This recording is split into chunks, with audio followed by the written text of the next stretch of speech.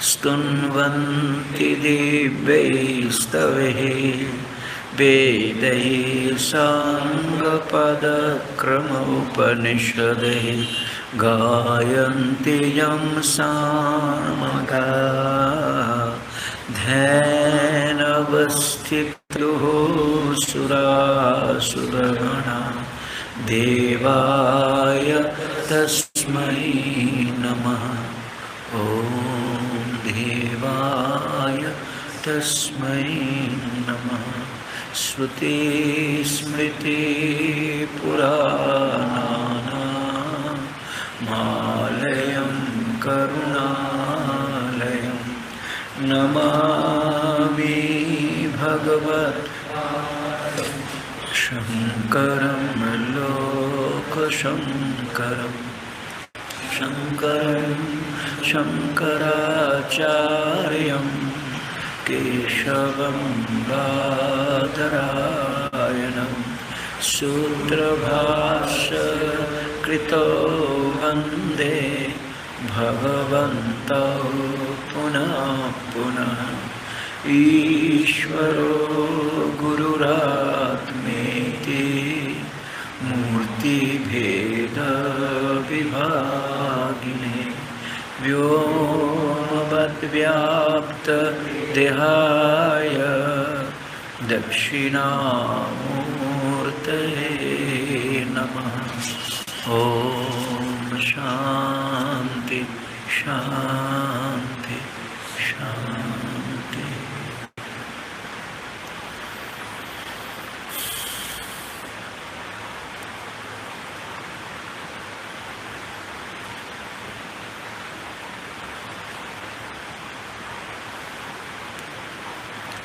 महर्षि व्यासदेव जी प्रणीत महाभारत अंतर्गत भीष्म पर्व में 23वां अध्याय से लेकर 40वां अध्याय तक की ग्रंथ भाग को श्रीमद् भगवद गीता के नाम से जाना जाता है।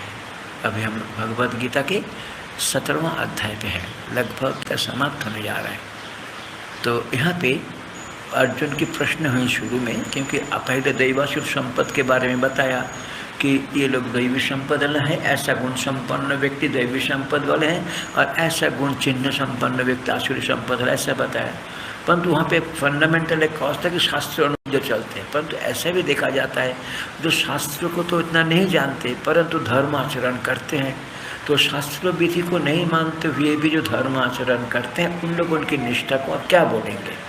तब भगवान श्री कृष्ण बोलते कि देखो उसका आचरण में किस प्रकार के आचरण है। देवी देवताओं का पूजा करते हैं कि यक्ष रक्ष रखते हैं कि भूत प्रेष्ठ करते हैं, खाने में क्या रुचि है उसको देखो, फिर किस प्रकार याग यज्ञ आदि करते हैं, इसको लेकर के भगवान यज्ञ यहाँ पे आहार स्तुपि सर्वस्व त्रिविध भवते प्रिय यज्ञ तपो तथा दानम तेषम यज्ञ तप और दान, ये तीन की भिन्नता देख करके भी आप उनकी मतलब श्रद्धा किस प्रकार के समझ सकते हैं। तो पहले यज्ञों के बारे में कथन कर दिया, 3 प्रकार की यज्ञों को वहाँ पे कथन कर दिया, पूजा की। उसमें लास्ट बात है विधिहीनम उच्छिष्टनम मंत्रिणम अदक्षिणम श्रद्धा विरहितम यज्ञम तामस परिचक्षित, है ना, उसको तामसिक कहा जाता है। अब उसके बाद तप के बारे में आते हैं, तो तप कथन करते हुए 3 प्रकार की तप बोलते हैं, शारीरिक तप, वाचिक तप और मानसिक तप। और ये शारीरिक वाचिक मानसिक तप में फिर सात्विक राजसिक तामसिक 3 प्रकार का भेद भी होगा उसका। तो कल हम लोगों ने शारीरिक तप पढ़ लिए थे, देव द्विज गुरु प्राज्ञ पूजनम शौचम आर्चवम ब्रह्मचर्यम अहिंसा च शारीरम तप उच्यते, है ना, शारीरिक तप बोलते हैं इसको पढ़ लिए थे कल ना। अच्छा, तो फिर आगे आया था जो वाणी वाचिक तप। वाचिक तप को लिए क्या बोला, अनुद्वेग करम वाक्यम सत्यम प्रिय हितम च जद साध्य अभ्यसनम चैव वाङ्मय तप उच्यते, है ना, इसको वाचिक तप बोलते हैं। ये भी तो कल पढ़ लिए थे। अब जो है मानसिक तप को लेकर के बोलते हैं, है ना, अभी मानसिक तप को लेकर के बोलते हैं। तो उसको लेकर के देखिए बोल रहे हैं मीन्स नंबर 16, वहाँ पे एक चीज़ जो आया था ना, अब साध्य अभ्यसनम चैव, है ना, वहाँ पे ये जो एवकार च एव, उस एवकार को प्राक विशेषण समुच्चय अवधारण व्याख्या, तो मतलब आपको वाचिक तप के लिए पहले जो विषय अनुद्वेग कर्म वाक्य होना चाहिए, सत्यम प्रिय हितकारक होना चाहिए, किसी को उत्तेजित ना करे, और सत्य होना चाहिए, प्रिय होना चाहिए, हितकारक होना चाहिए, और इसको समुच्चय करके बोलना, यानी कि एक तो बोला बाकी दूसरे को नहीं बोला, अथवा दो बोला एक छूट गया, ऐसा होने से वाचिक तप नहीं होता। वाचिक तप में तो आपको चारों जो यहाँ पे बोला अनुद्वेग कर्म सत्यम प्रिय हितम, इस प्रकार से यदि शब्द प्रयोग करते हैं तो आपको वाचिक तप माना जाएगा। इसलिए एवकार बोला उसको समुच्चय करके ही करने, यहाँ पे विकल्प नहीं है कि एक करेंगे दूसरा नहीं करेंगे, ये नहीं है। आगे और बोलते हैं मन प्रसाद सौम्यतम, मन प्रसाद सौम्यतम मौनमात्मा विनिग्रह, मौनमात्मा विनिग्रह भाव संशुद्धिरित्येतत्, भाव संशुद्धिरित्येतत् तपोमानसमुच्यते, तपोमानसमुच्यते मनः प्रसाद सौम्यत्तं मौनमात्मा विनिग्रह भाव संशुद्धिरित्येतत् तपमानसमुच्यते। बोलते हैं कि मन प्रसाद मतलब मन की प्रसन्नता, चित्त की प्रसन्नता, साधन करने के लिए चित्त की प्रसन्नता तो सर्वदा चाहिए, मन प्रसाद। फिर सौम्यता मतलब मन में जो है एक सौमन मतलब शांत भाव, एक प्रसन्नता के साथ एक शांत भाव भी चाहिए। मौनम मतलब देखिए मौन को मानसिक तप बोला, मानसिक तप मतलब मन में अवांछित चिंता और फिर बोलने की कुछ करने की इच्छा वो भी नहीं होना चाहिए, ये मानसिक तप में बोला। आत्म विनिग्रह मतलब संयम, ये जो अंतःकरण की शुद्धि और फिर आत्म मन प्रसाद सौम्यत्व मौन आत्म विनिग्रह मतलब हो गया संयम। भाव संशुद्धि, ये मानसिक हमारे अंदर जो भाव उठते हैं ना, तो उस भाव में शुद्ध भाव मतलब वहाँ पे क्या होता है भाव कि अंतःकरण में जो जितने प्रकार के विचार उठते हैं, उस विचार यदि कोई अवांछित विचार उठे तो उसको जो है फिर अपने अभिष्ट विचार में बदलने का सामर्थ्य, ये मानसिकता, ये तोहफा ही है। मतलब हम जिस मार्ग में जिस लक्ष्य को लेकर के चल रहे हैं, उस लक्ष्य में चलने के लिए जिस प्रकार के विचार के मन में अनुवृत्ति होना चाहिए, उससे यदि विपरीत भावना वाला कोई वस्तु विचार उठते हैं मन में, तो उसको परिवर्तन करने के लिए जो वृत्ति प्रोसेस को अपनाना पड़ता है वो तप है, वो तप है, उसके लिए जो प्रोसेस को अपनाना पड़ता है। इसलिए बोलते हैं अंत का इसको मानसिक तप नाम से बोला जाता है। तो पहले देखिए इसीलिए योग दर्शन भी यही बोला कि मन की प्रसन्नता हो तब जाके आप साधन कर सकते हैं, और मन की प्रसन्नता ना हो तब जाके साधन ही नहीं होता। तो इसीलिए मन की प्रसन्नता क्यों है, वो हमसे अच्छा है, उसके पास ही है, हमारे पास नहीं है। तो इस प्रकार की जब स्थिति मन में होते हैं तो योग दर्शन मैत्री करुणा मुदित उपेक्षाना, मैत्री करुणा मुदित पाप पुण्य सुख दुखाना भावना चित्त प्रसादना। कोई व्यक्ति जो है मतलब बहुत अच्छा है तो उसके साथ मैत्री भावना करना, और फिर जो है कोई व्यक्ति दुख में उसकी करुणा भावना करना, है ना।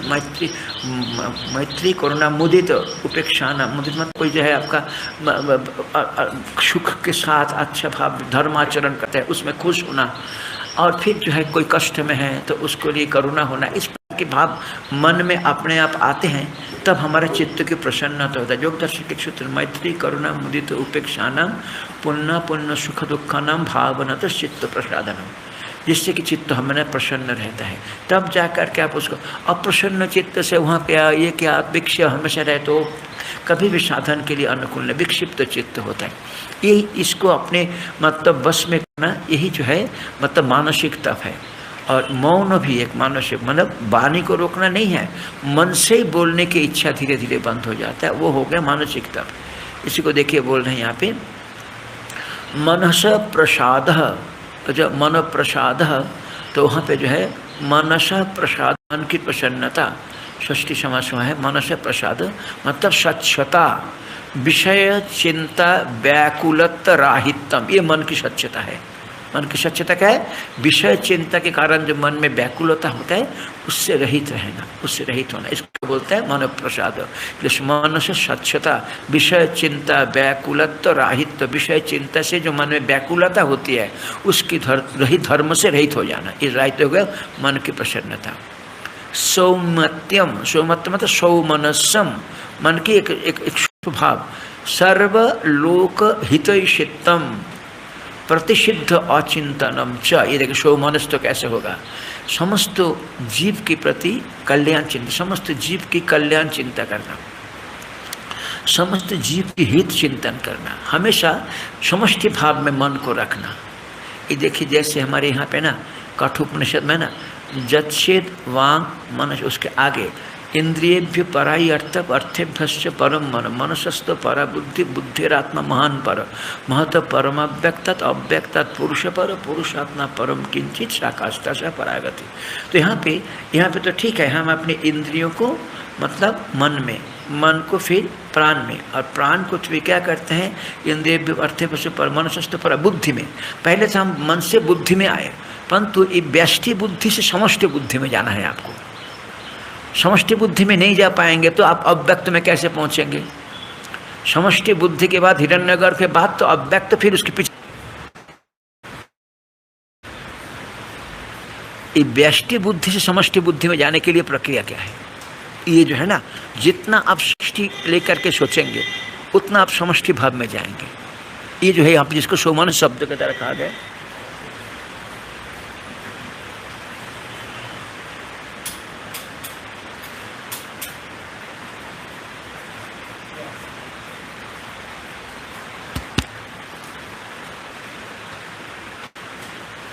कहीं से कुछ गड़बड़ हुआ होगा, उसको कुछ नहीं ठीक कर सकते आप, क्योंकि पंखा चल रहा है, बत्ती केवल चलेगा, ये चलेगा। नहीं, वहाँ पे तो कोई स्विच तो कोई किसी ने कुछ किया नहीं, तो अपने आप ही जब हुआ कहीं पे कोई है कोई फ्यूज व्यूज कट गया होगा तो कुछ परेशानी हुई होगी, रहने दीजिए, उसको कुछ नहीं कर सकते अभी।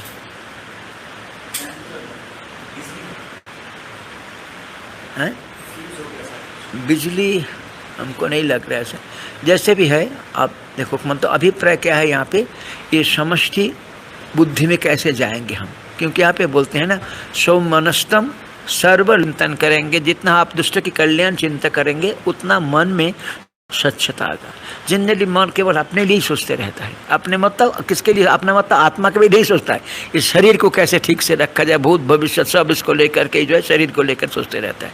इससे ऊपर उठने के लिए हमको क्या करना पड़ता है, जितना हम समष्टि को लेकर के सोचेंगे उतना मन जो है समष्टि में लय प्राप्त करेगा। इसीलिए बोलते हैं सर्वलोक हितैषितम, और दूसरी बात क्या है प्रतिषिद्ध,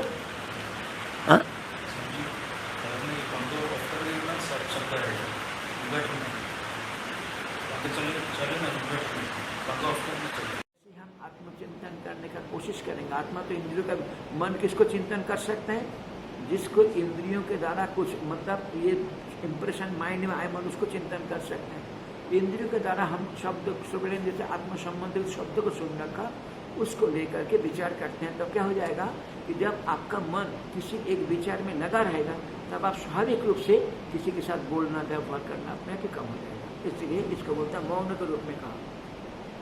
और वाक संयम के हेतु क्या होता है, मन संयम होता है। इसीलिए जो क्या होता है, हम लोग वाणी की जो है संयम को भी मौन बोल देते हैं, किंतु मन अगर कंट्रोल नहीं है और नहीं तो हम कुछ ना कुछ बोलते ही रहेंगे।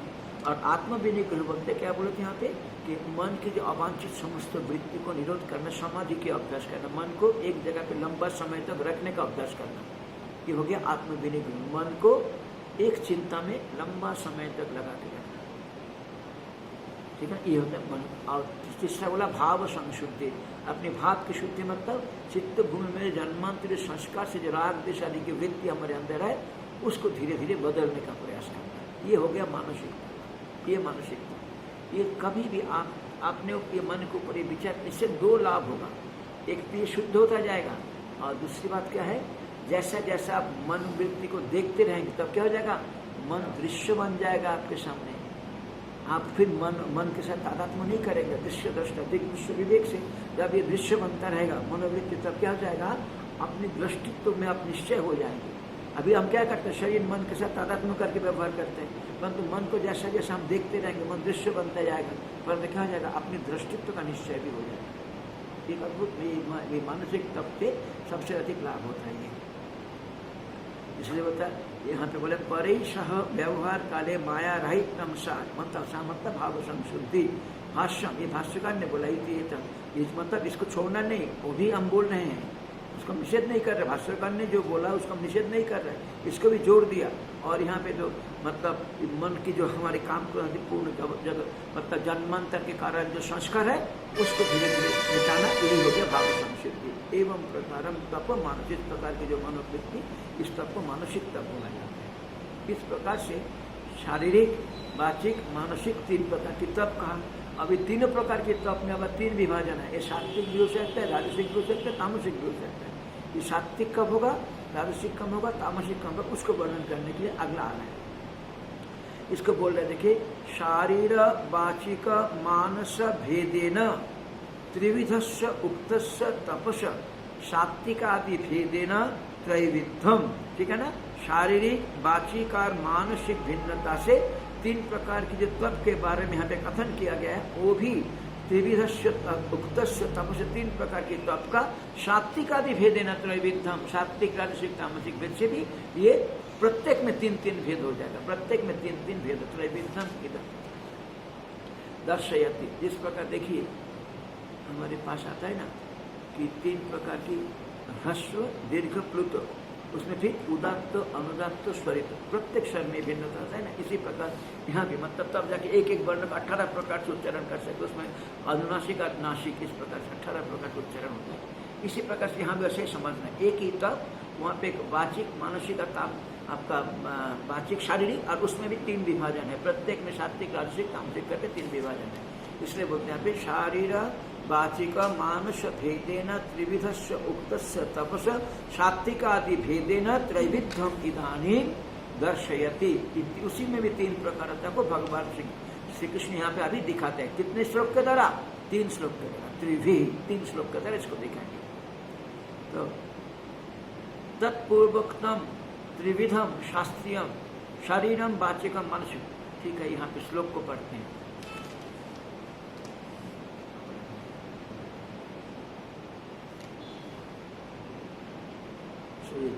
श्रद्धया परया तप्तम्, श्रद्धया परया तप्तम्, तपस्तत्त्रिविधं नरहि, तपस्तत्त्रिविधं नरहि, अफलाकाङ्क्षिभिर्युक्तैः, अफलाकाङ्क्षिभिर्युक्तैः, सात्विकं परिचक्षते, सात्विकं परिचक्षते, श्रद्धया परया तप्तम्, तपस्तत्त्रिविधं नरहि, अफलाकाङ्क्षिभिर्युक्तैः, सात्विकं परिचक्षते। अफलाकांक्षिभिर्युक्तैर्नरैः, ये फर्स्ट हो गया। फलाकांक्षा से जुड़ा हुआ रहित होकर के जो व्यक्ति, उन व्यक्ति के द्वारा अफलाकांक्षिभिर्युक्तैर्नरैः, इस प्रकार व्यक्ति के द्वारा परया श्रद्धया, दूसरा क्या बोला? परम श्रद्धा के साथ, परया श्रद्धा तप्तम, जो भी इस प्रकार जो तप किया जाता है, तत्त्रिविधम, वो 3 प्रकार के तप, सात्विक, परिचक्षित, उसमें जो है ना वो त्रिविधम में उसको उस प्रक्रिया को सात्विक, वो जो 3 प्रकार के तप बोला, वाचिक, मानसिक, तामसिक, उसमें क्या यदि आप वहाँ पे फलाकांक्षा से रहित होकर के और क्या परम श्रद्धा के साथ यदि उसको कर पाते हैं तो उसको सात्विक तप कहा जाएगा। अफलाकांक्षिभिर्युक्तैर्नरैः परया श्रद्धया तपम त्रिविधम तपम, 3 प्रकार जो तप ऊपर कहा गया है उस तप को कोई करते हैं, उस तप को सात्विक तप कहा जाता है। माने वाचिक, मानसिक, तीनों जगह पे कोई फल इच्छा से रहित होकर के फिर श्रद्धा के साथ दम्भ को छोड़ करके जो करते हैं उसको सात्विक कहा जाता है। फलावसंधि रहित एकाग्र चित्त व्यक्ति परम श्रद्धा के साथ जो पूर्वोक्त 3 प्रकार की तप करते हैं उसको जो है मतलब समझदार व्यक्ति उसको सात्विक बोल करके मानते हैं, इस प्रकार की तप। तो यहाँ पे एक ही लाइन लिखा, तत्पूर्वोक्तम त्रिविधम शारीरम वाचिकम मानसिक च तप श्रद्धया, मतलब आस्तिक्य बुद्धिया, है ना। श्रद्धा तो एक कोई भी कर्म को करने के लिए एक विशेष प्रकार की मनोवृत्ति है जो आपको उस कर्म को करने के लिए प्रेरणा देते हैं। हाँ, ये करने से होगा, शास्त्र बोला तो ये करना चाहिए, इस प्रकार से एक अनुकूल मनोवृत्ति जो किसी भी कर्म को संपादन करने में मदद करते हैं, उसको श्रद्धा शब्द के, किसी भी कर्म को करने के लिए उसको श्रद्धा शब्द की तरह कहा गया। तत्पूर्वकतम त्रिविधम, जो पहले 3 प्रकार के यहाँ पे मूल में देखिए कि तत् एक पद आया, श्रद्धया परया तप्तम तपस्तत्, वो तत्पद का अर्थ तत्पद का अर्थ कर दिया, वो मतलब जो पूर्वोत्तम। फिर आया है देखिए त्रिविधम, तत्त्रिविधम, और त्रिविधम क्या, शारीरिक वाचिक मानसिक जप, तत्त्रिविधम तपः, वो 3 प्रकार की जो तप वहाँ पे कहा गया है। तप को क्या जगह, वो श्रद्धया आस्तिक बुद्धिया परया प्रतिष्ठा, वहाँ पे क्या बोला, परया श्रद्धया तप हो, तप श्रद्धया मतलब आस्तिक बुद्धिया, परया मतलब प्रतिष्ठया, अप्रामाण्य संख्या कलंक शून्यया। ये प्रतिष्ठा क्या है कि क्या मालूम होगा कि नहीं होगा, क्या मालूम इसके ये फल होता कि मिलता कि नहीं मिलता, इस प्रकार की जो शंका से रहित होकर के, निश्चित शास्त्र ने बोला, गुरु ने बोले होगा ही ऐसा, इसलिए अप्रामाण्य शंका कलंक शून्य, ये कलंक है कि क्या मालूम, ये शास्त्र बोला, ये क्या प्रामाणिक है, इसके प्रामाणिकता तो आपको नहीं, किसका प्रमाण मानते हैं, जब विज्ञान के द्वारा सिद्ध होकर के विदेश से कोई कथन करके देता है तब हमको लगता है हमारे शास्त्र हमारे लिए सत्य लगता है। हमारे शास्त्रकार श्लोक में जो कहा गया, पहले हमको उतना श्रद्धा नहीं होता, परंतु जब विदेश से मोहर लग करके आता है तो हमारा बहुत श्रद्धा हो जाता है उसको। तो यहाँ पे जो है अधिकतर ऐसे ही होता है। तो यहाँ पे ये बोलते हैं कि प्रतिष्ठा या अप्रामाण्य शंका कलंक शून्यया, फलाभिसंधि शून्य ही, फलाभिसंधि से रहित युक्ते और समाहिते, मतलब मन को एकाग्र करके, सिद्धा सिद्धियो निर्विकारेण, सफल हो चाहे विफल हो, इसमें निर्विकार रह करके,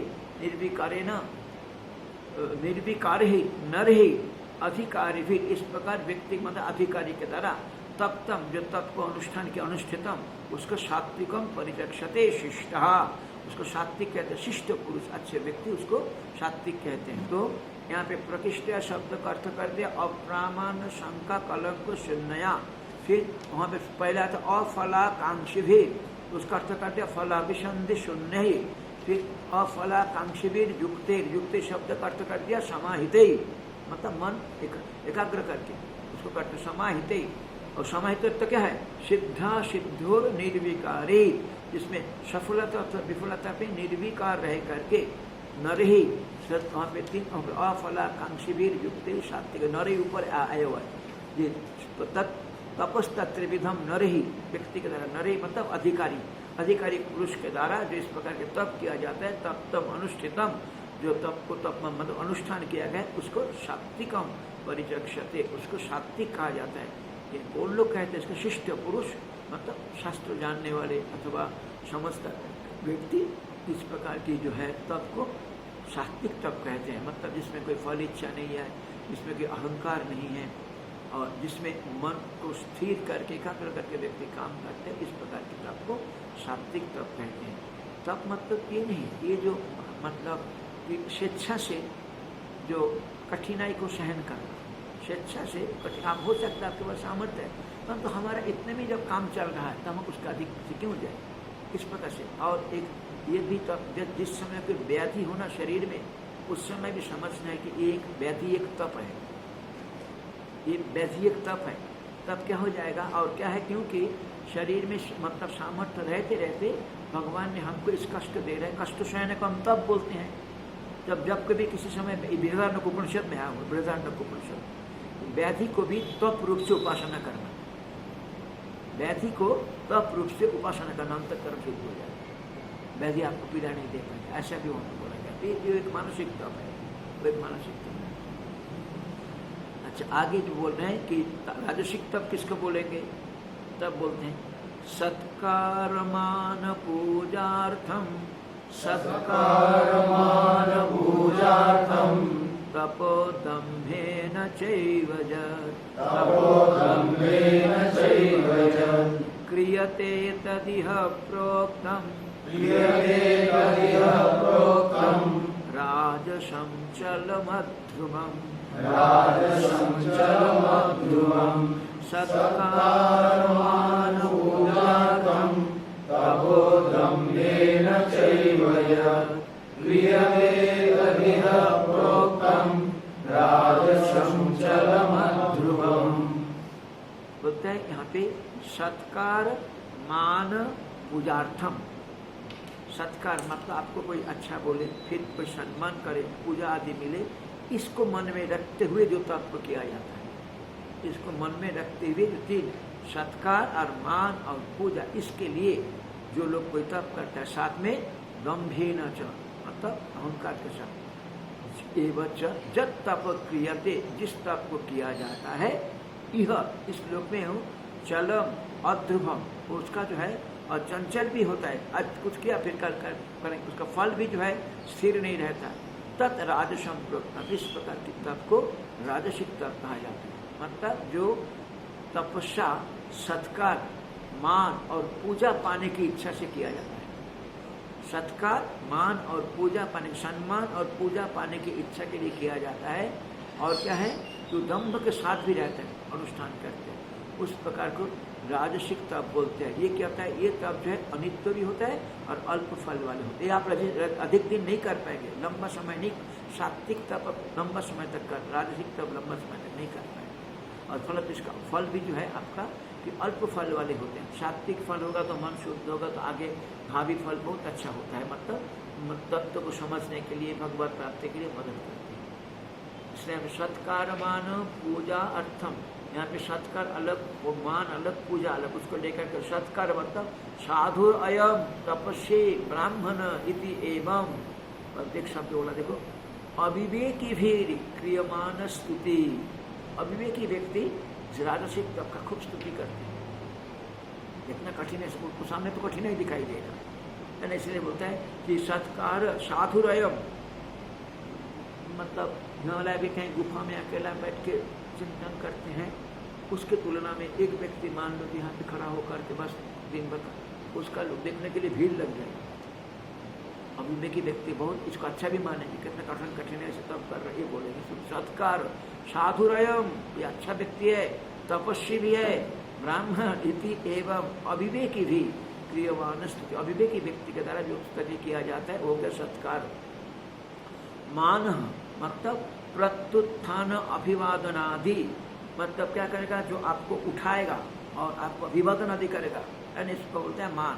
प्रत्युत्थान अभिवादन आदि आपको ऊपर चढ़ाएगा शब्दों के द्वारा, और फिर अभिवादन आदि करेगा, ये हो गया मान। और पूजा पाद प्रक्षालन अर्चन धन दान आदि, है ना, चरण भी धोएगा, और फिर जो है अर्च पूजा आरती पूजा भी करेंगे, धन कुछ दक्षिणा भी देंगे, इसके लिए जो तब किया जाता है सत्कार मान पूजार्थम, है ना, एक सत्कार एक मान एक पूजा। सत्कार हो गया कोई आपको जो है आपको काम को देख करके अभिवेकी व्यक्ति के जो आपकी स्तुति करते हो, सत्कार। मान हो गया आपको उठाना, आपको जो अभिवादन करना। पूजा हो गया हाथ में चरण धोना, फिर टीका चंदन करना, फिर धन आदि देना, दक्षिण, इस प्रकार ये होगा। इसके लिए तदर्थम, इसके लिए जो लोग इसको प्राप्त करने के लिए जो लोग तप करते हैं, इसको प्राप्त करने के लिए जो लोग तप करते हैं, दम्भेन चैव, दम्भेन आपके दम्भ के साथ, केवलम धर्म ध्वजिते नैव, लोग जाने कि मैं धर्माचरण करता हूँ, धर्म की ध्वजा को दिखाने के लिए, धर्म ध्वजिते नैव न तो आस्तिक बुद्धिया, परंतु ये आस्तिक बुद्धि अथवा भगवान के प्रति प्रीति उस बुद्धि नहीं है वहाँ पे। लोग ख्याति प्राप्त करने के लिए लोग कुछ बोलते हैं उसको लेकर, जब तप क्रियते, जिस तप को किया जाता है, तद राजसम प्रतम शिष्टे, उसको राजसिक तप बोलते, शिष्ट पुरुषों के द्वारा कहा जाता है। यह अस्मिन एव लोके फलदम न पारलौकिक, इस प्रकार राजसिक तप का फल इस लोक में ही प्राप्त होता है, पारलौकिक फल से कुछ नहीं होता। इसे होता है यह अस्मिन एव लोके फलदम न पारलौकिकम चलम अत्यल्प काल स्थायी फलम, और ये जो फल प्राप्त होगा ख्याति होगा कुछ दिन के, ये जो चला भी जाएगा, क्योंकि जब आपको दिखाने के लिए किए थे आपने दिखाया, कुछ दिन के लोग भूल जाते हैं। चलम अत्यल्प काल स्थायी फलम अध्रुवम, मतलब फल जनकता अनियम, फलो जनकता नियम शून्यम, अध्रुव मतलब जल फल भी देगा, उसमें कोई गारंटी भी नहीं, उसमें कोई गारंटी भी नहीं। इस प्रकार के भावना को लेकर मुख्य रूप से कि सत्कार मानव पूजार्थम और दम्भेन जब तपन क्रियते तद राजसम, है ना। इसके यहाँ पे बोलते हैं तद जब यह क्रियते तद राजसम। अब इसका फल जिसके से दो कथन बोला, चंचल और अल्पम, इसका फल बहुत अस्थिर होता है और मिलेगा कि नहीं मिलेगा इससे कोई निश्चित भी नहीं। यह लौकिक कुछ फल मिल सकता है और पारलौकिक फल राजसिक तप का नहीं मिलता। अब तामसिक ये किसके लिए बोल रहे हैं? वो जो वाचिक, शारीरिक और मानसिक जो 3 प्रकार की तप बोल कर आया, उस 3 प्रकार के तप में भी 3 विभाजन दिखा रहे हैं, है ना, उसको लेकर। अब जो तामसिक तप को लेकर के बोलते हैं, देखिए, मूढ़ग्राहेण आत्मनो, मूढ़ग्राहेण आत्मनो जत, यहाँ तक आएगा, मूढ़ग्राहेण आत्मनो जत, मूढ़ग्राहेण आत्मनो यत् पीडया क्रियते तपः, पीडया क्रियते तपः, परस्योत्सादनार्थं वा, परस्य उत्सादनार्थं वा, तत्तामसमुदाहृतं, तत्तामसमुदाहृतं, मूढ़ग्राहेण आत्मनो यत् पीडया क्रियते तपः, परस्योत्सादनार्थं वा, तत्तामसमुदाहृतं। मूढ़ग्राहेण, मूढ़ग्राहेण मतलब क्या हो जाएगा? मोह के वशीभूत होकर, मोह के वशीभूत होकर के किसी ने किया, इसलिए बस मैं भी दिखाने की करूंगा। परस्य उत्सादनार्थम, दूसरे पर नाश करने, दूसरे को हानि करने के लिए जो तप करते हैं। परस्य वा आत्मन पीड़या, अपने को पीड़ा दे करके, जब तप क्रियते, जिस तप को किया जाता है, तत् तामसम उदाहरितम, उसको तामसिक तप कहता है। मूढ़ग्राहेण मतलब मोह के वशीभूत होकर के, और दूसरा क्या है? दूसरे की हानि पहुंचाने के लिए। ये बहुत बड़ा करते हैं लोग तप, दूसरे की हानि पहुंचाने के लिए क्या करेंगे कि जो है जो तप किया जाता है, और आत्मा के उसमें अपना पीड़ा उठाते हैं, ये नहीं कि वो उसको उद्यम करें। आत्मन पीड़या जब तप क्रियते, जिस तप को किया जाता है, तत् तामसम उदाहृतम, उसको तामसिक तप कहते हैं। मतलब मोह की वशीभूत होकर के शरीर आदि को पीड़ा दे करके दूसरे की नाश करने के लिए, मुख्य रूप से दूसरे के कुछ अभी दूसरे का नाश करने के लिए जो तप अनुष्ठान किया जाता है, उसको तामसिक कहा जाता है। देखिए बोल रहे हैं यहाँ पे,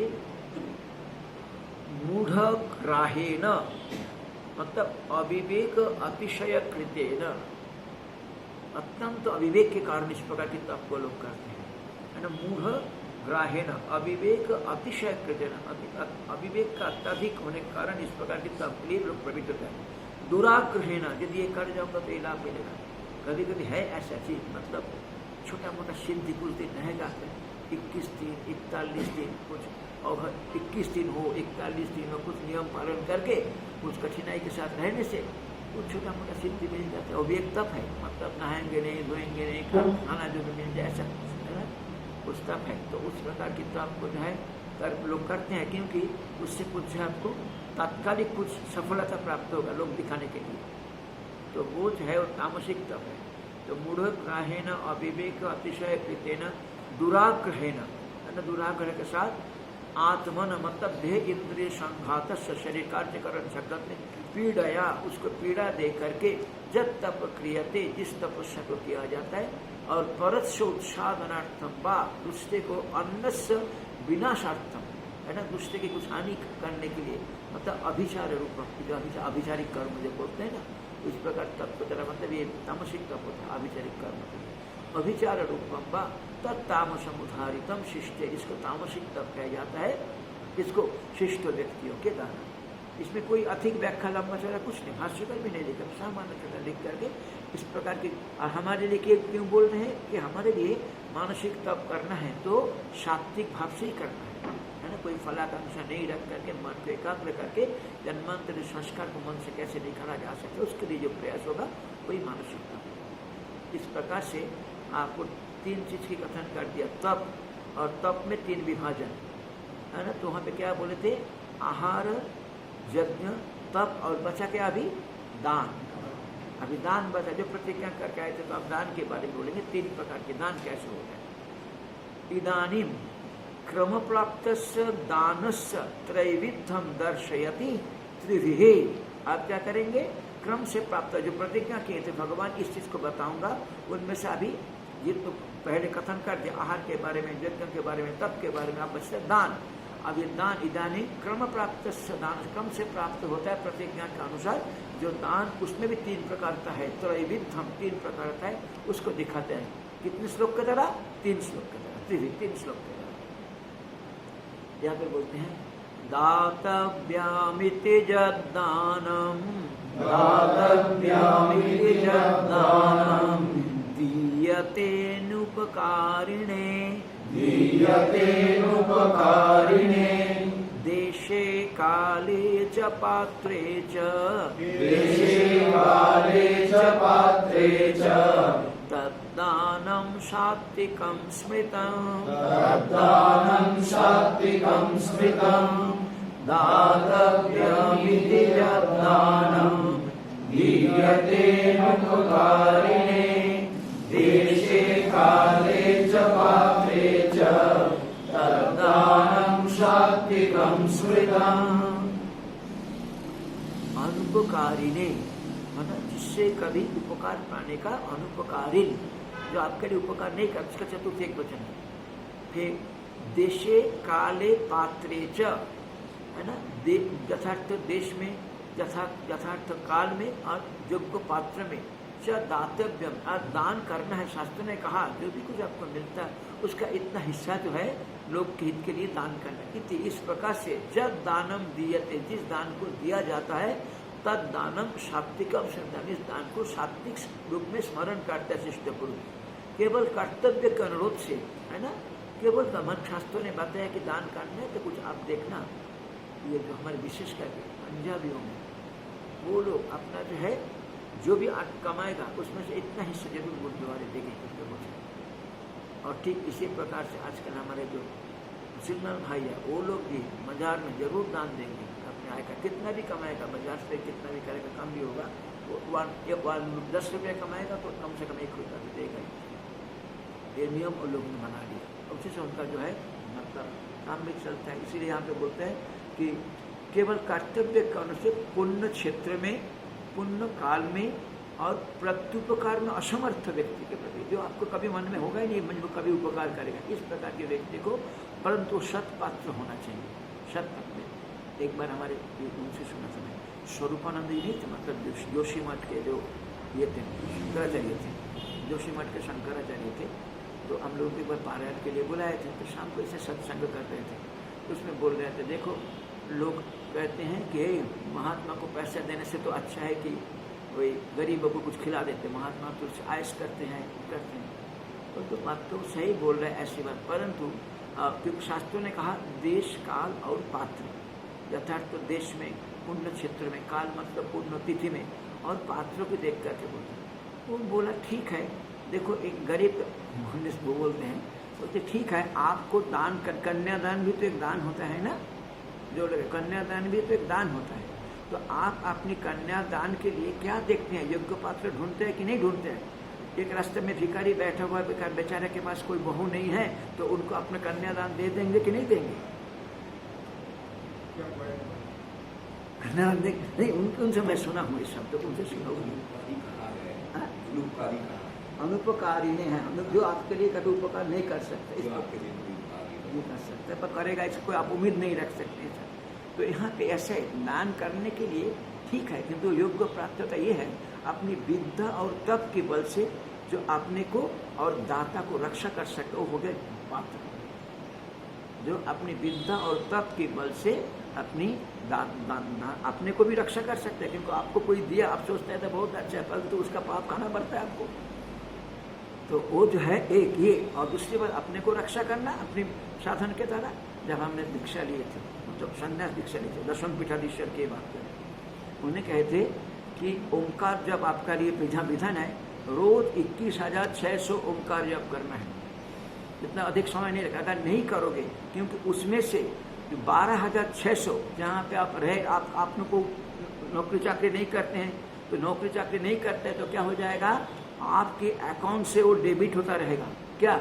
आपकी पुण्य, क्योंकि जो आपको शरीर धारण करने के लिए अन्न वस्त्र वासस्थान दे रहा है आपके अकाउंट, यदि आप जब करेंगे तब क्या हो जाएगा, उतना अकाउंट से जाएगा, 10,000 आपके अकाउंट में बचेगा, नहीं तो आप डेबिट में रहोगे, हमेशा घाटे में रहोगे। देखो कि साधन करते हुए भी आपको लगेगा कुछ लाभ नहीं होगा, आपको पता नहीं लगेगा क्या हो रहा है, क्योंकि मेरे मन में शांति नहीं हो रहा है। और अधिकतर लोग यहाँ पे तो पहले तो केवल छत्र का ही भोजन चलता था, इसके पास अपना सामर्थ्य करते हैं, परंतु वो लोग इसीलिए उस समय साधन निष्ठ थे, साधन निष्ठ भक्त थे, क्योंकि जानते थे कि ये साधन किए बिना इस खाना को पचना इतना आसान नहीं है, खाना को पचना इतना आसान नहीं है। लोग सोचते हैं मिल रहा है ले रहा हूँ क्या फर्क पड़ता है, नहीं, बहुत फर्क पड़ता है, सूक्ष्म दृष्टि हो तो पता लगेगा। इसीलिए तो आहार शुद्ध हो, सत्य शुद्ध हो, यदि आप उसको नहीं रख दो, ये उनका शुरू में क्वेश्चन करना पड़ता है। फिर बाद में जब पता है कि मतलब जितना समय हमको मिलता है उसमें से अधिक समय हमारे लिए जो साधन आपने को बताया उस साधन में लगा बाहरी विषय को छोड़कर, तब जा करके जो है आप योग पात माने किसी का दिया हुआ लोग तो देते हैं, और लोग को देने से लाभ भी होता है, देंगे क्यों? वो कोई भी दाता कहीं पे किसी को देते हैं, कहीं आश्रम में कुछ, उसको जरूर कुछ ना कुछ लाभ मिलता है। लाभ मिलता कैसे है? एक तो दान का फल ईश्वर देते हैं, परंतु क्या करते ईश्वर, हम लोग उनकी मतलब साधुओं की से डेबिट करते हैं। तो इसीलिए हमको हमेशा इससे ध्यान रखना चाहिए। आसानी से जो मिल रहा है, परंतु देते समय हम यदि ठीक से जिस साधन को लेकर के जिस परंपरा से जुड़े हैं उस परंपरा के अनुसार जो साधन आपके पास है उसी में हमको अधिक से अधिक समय मिलता है। इसलिए देशे काले तीसरे पात्रों को लेकर के मधुसूदन से लिखते हैं, मतलब जो अपनी विद्या और तप के बल से अपने को भी रक्षा कर सकते हैं और दाता को भी रक्षा कर सकते हैं, वो उपयुक्त पात्र है। तो इसलिए अगर वो हमारी रक्षा करता है तो उपकार नहीं हुआ। वो किसका उपकार हुआ? जैसे हमारी रक्षा करता है। कौन रक्षा करता है? जिसको आपने दिया, वो आपसे कुछ उपकार नहीं मांग रहा है, वो आपके हित के लिए कर रहा है। वो आप उनको अनुपकारी ने मतलब जो हमारे लिए उपकार नहीं कर सकते, परंतु हमने जिसने हमें को दान दिया, वो दान बिना उसको तो अपने आप उपकार हित होगा ही। अनुपकारी ने मतलब ये नहीं कि हमने जैसे प्रकार हमने किसी को, कोई व्यक्ति किसी को दिया तो वो उससे क्या होता है कि इसके विनिमय में हमको ये मिलेगा, ये भावना रख करके नहीं देना। ये अनुपकार में ये भावना रख कर नहीं देना है। इसलिए बोलते हैं दातव्यम इति दानम दीयते अनुपकारी नहीं, मतलब जो आपके लिए कभी कुछ हित नहीं किया और कभी आगे कर भी नहीं सकता, और हमारे मन में ये भावना भी नहीं उठेगी इससे मुझे कुछ मिलेगा, तब वो दान सात्विक दान नहीं हुआ, तब वो दान सात्विक दान नहीं हुआ। देशे काले च पात्रे च तद दानम सात्विकम, देश में यथार्थ उपयुक्त देश में उपयुक्त काल में और उपयुक्त पात्र को देंगे तब उसको जो है सात्विक दान कहा जाता है। दातव्यम एवं शास्त्र चोदना वशादिति एवं निश्चयेन न तो फल विसंधन, शास्त्र ने बोला कि जो है यदि आप उपयुक्त हैं तो आपको समाज के लिए कुछ जो है मतलब धन आदि के लिए, धर्म के लिए कुछ देना चाहिए, दान करना चाहिए। इसलिए शास्त्र चोदना वशाद एवं निश्चय न तो निश्चय करके तो फल अभिसंधिना, न तो फल के अभिसंधन को साथ में नहीं रखते। जब दानम जो दान करते हैं तुला पुरुष आदि, मतलब कुछ तुला पुरुष आदि मतलब पुरुष के ओजन के समान तोल करके जो सोना आदि दान करते दिया था, आजकल तो बहुत कम होता है। अनुपकारी ने मतलब प्रत्युपकार अजनकाय, जो आपके लिए कभी भी कुछ उपकार प्रत्युपकार मतलब वापस से उपकार उत्पन्न नहीं करता। देशे पुण्य कुरुक्षेत्रादु काले च पुण्य सूर्य उपरगादु, मतलब आपका एकादशी पूर्णिमा अमावस्या इस प्रकार के स्थान में आप कभी कभी तो ग्रहण के समय भी दान करते हैं, मतलब लेने वाला कम होता है ग्रहण के समय। तो इस प्रकार जो पुण्य का सूर्य उपरगादु पात्रे चैती चतुर्थी अठवां पे देशे काले, तो ठीक है पात्रे बोल रहे हैं, जिसको दिया जाता है उसको कौन विभक्ति में होना चाहिए? जिसको कोई वस्तु दिया जाता है संप्रदान में चतुर्थी विभक्ति होता है, तो पात्राय बोलना चाहिए था। तो श्लोक में तो देशे काले पात्रे भी बोल देते हैं, लिखते हैं पात्रे चैती चतुर्थी अर्थ सप्तमी, सप्तमी चतुर्थ समझना पड़ेगा। कीर्तिशाय अनुपकारी ने मतलब किसको देना? जो आपके लिए कभी हित नहीं कर सकता। दीयते पात्राय च, वो पात्र की जो दीयते पात्र च, ये पात्र कौन है? विद्या तप युक्ताय पात्राय, जो विद्या और तप से जुड़ा हुआ है। विद्या मतलब यहाँ पे उपासना साधना आदि से और तप के द्वारा जुड़ा हुआ है। पात्रे मतलब रक्षकाय, जो रक्षक मतलब अपने को भी रक्षा कर सकते हैं, दाता को भी रक्षा कर सकते हैं। ये मतलब अपनी तप और विद्या के बल से जो अपने को और दाता को रक्षा करते, ये हो गया मतलब दान ग्रहण करने वाला योग्य व्यक्ति। नहीं तो दान मतलब आपका पुण्य चला जाएगा। इसलिए विद्या तप युक्ताय पात्रे रक्षकाय इति वा विद्या तपोभ्याम आत्मन दातुष्य, देखिए विद्या और तप के द्वारा अपने को और दाता को भी, विद्या कर्मभ्याम आत्मनो दातुश्च पालन क्षम एवं प्रतिगृह्णात्, तब यदि आप आपके पास है तब आप उसको प्रतिग्रह कर सकते, ग्रहण कर सकते। इति शास्त्रादि, शास्त्र से पता लगता है, शास्त्र वचन है ये। इसलिए तत् एवं भूतम दान, इस प्रकार के दान को सात्विक दान रूप में स्मरण करते हैं शिष्ट पुरुष। यहीं पे रखें, गले का बहुत जोर लगे। पूर्णमदः पूर्णमिदं पूर्णात् पूर्णमुदच्यते पूर्णस्य पूर्णमादाय पूर्णमेवावशिष्यते। ओम शांति शांति शांति। वंशी विभूषित करान्नवनीरदाभात् पीताम्बरा दारुण बिम्बफलाधरोष्टात् पूर्णेन्दु सुंदर मुखादरवीन्द्रनेत्रात् कृष्णात् परं किमपि तत्तमहं न जाने। श्री सच्चिदानंद भगवान की जय, श्री सद्गुरुदेव भगवान की जय।